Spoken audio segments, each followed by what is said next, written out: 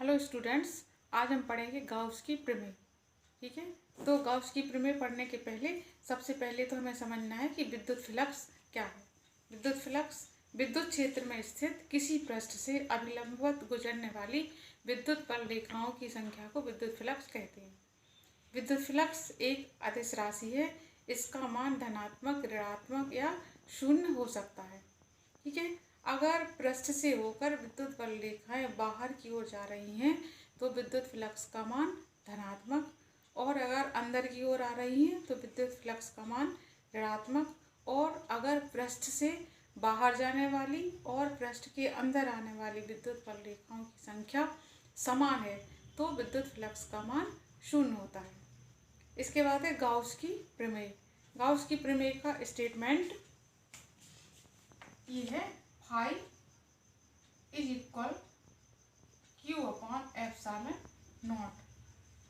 Phi जैसा कि हमने देखा है विद्युत फ्लक्स, अभी बताया है, विद्युत फ्लक्स को डिनोट करते हैं phi is equal E dot D S. ये विद्युत फ्लक्स। तो गाउस का स्टेटमेंट क्या होगा? स्टेटमेंट, वायु या निर्वात में स्थित किसी बंद पृष्ठ से गुजरने वाला संपूर्ण विद्युत फ्लक्स उस पृष्ठ के अंदर स्थित संपूर्ण आवेश का 1/ε0 गुना होता है। ठीक है, तो अगर पृष्ठ के अंदर Q आवेश स्थित है तो उससे गुजरने वाला विद्युत flux phi is equal Q/ε0।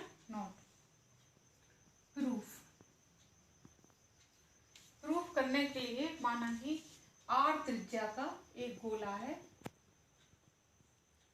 जिसमें बिंदु O पर संपूर्ण आवेश प्लस Q आवेश उपस्थित है। O से R दूरी पर, मतलब इसके पृष्ठ पर एक बिंदु P है। P पर जो विद्युत क्षेत्र होगा वो E बाहर की ओर है P, और P पर स्थित विद्युत क्षेत्र E इज इक्वल होगा 1/4πε0 Q/r²।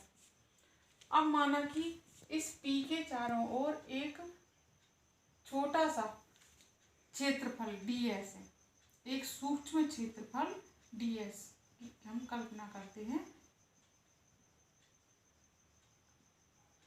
और जिसके कारण विद्युत फ्लक्स है d फाई।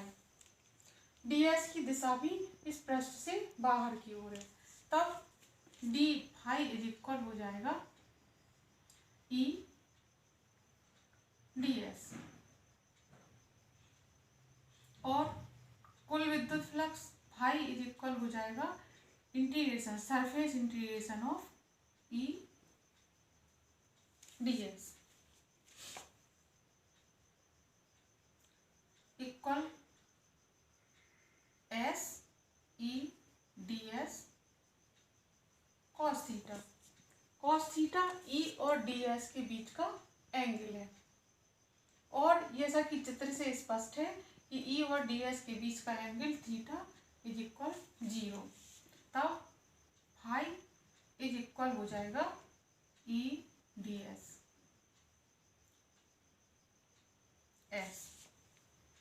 अब S E की वैल्यू हम पुट कर दें इसमें, तो फाई इज इक्वल E बराबर 1/4πε0 Q/r² और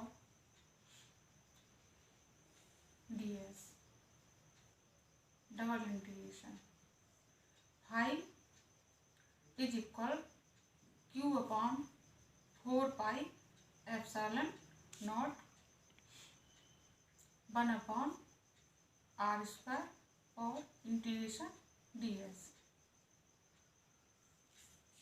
अगर हम इस संपूर्ण पृष्ठ को छोटे छोटे सूक्ष्म क्षेत्रफल में इसी तरह से विभाजित करें, ds1 ds2 ds3 इस तरह से, तो क्या हो जाएगा? यहाँ पर surface integration phi is equal Q/4πε0 1/r², और ds मतलब इस गोले का, संपूर्ण गोले का पृष्ठ क्षेत्रफल, तो ये हो जाएगा 4πr²। Phi are square, 4πr² cancel हो जाएंगे और ये हो जाएगा Q/ε। ये है गाउस की प्रमेय।